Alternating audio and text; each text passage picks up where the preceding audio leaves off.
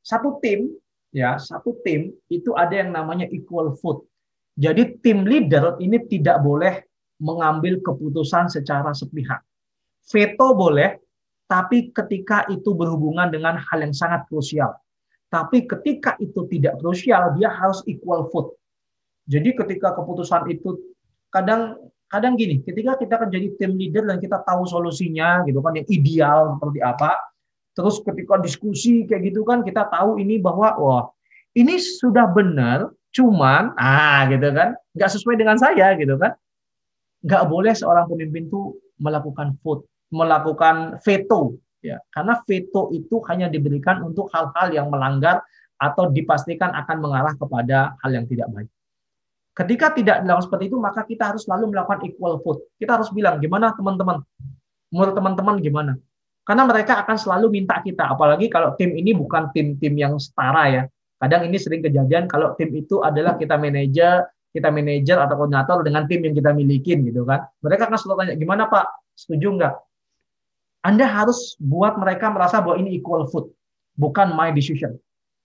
Anda harus bilang, ya, teman-teman gimana? Setuju nggak? Jadi dibalikkan. Teman-teman gimana? Setuju nggak? Kalau teman-teman setuju, kita jalanin. Sesederhana itu, Pak Ibu. Jadi buat equal vote. Jadi pada akhirnya, ketika equal vote ini dilakukan, maka yang terjadi adalah setiap orang di dalam tim ini akan merasa dihargai. Jangan pernah, oke, saya setuju, kita jalan. Well, itu bagus sebagai seorang manajer, tapi itu tidak bagus dalam persepsi. Ingat tadi, nomor 1, persepsi ya. Jadi persepsi itu membangun individual decision making. Dan ketika itu Bapak Ibu lakukan, apalagi ketika dua orang berselisih tentang pendapat, solusi gitu kan, terus tanya, Bapak, menurut Bapak gimana Pak? Bapak kan manajernya, menurut Bapak yang mana nih yang bagus nih? Bapak milih yang mana? Terus saya bilang, oke, saya pilih yang ini, kayaknya lebih bagus ini. Yang dikalahkan, Bapak Ibu, yang dikalahkan itu besoknya dia nggak akan mau minta pendapat lagi.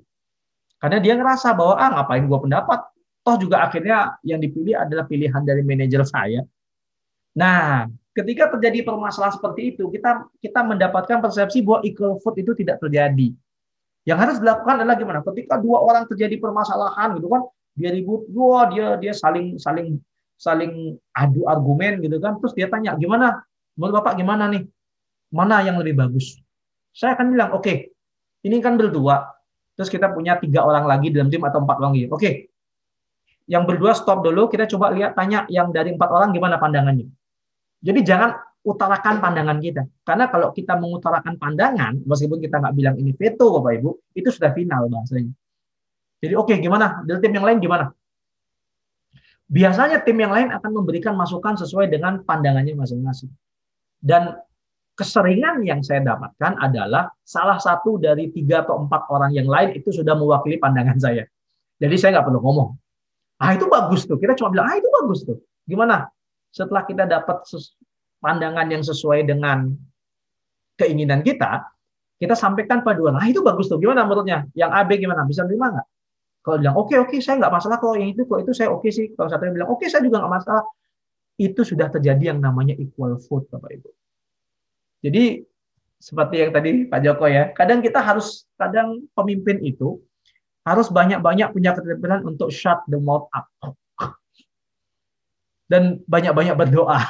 Mudah-mudahan tim kita bisa memberikan solusi. Jadi sehingga equal vote ini terjadi. Karena kalau kita punya tim yang di mana-mana kita yang pada akhirnya decision, itu tidak terjadi yang namanya equal vote.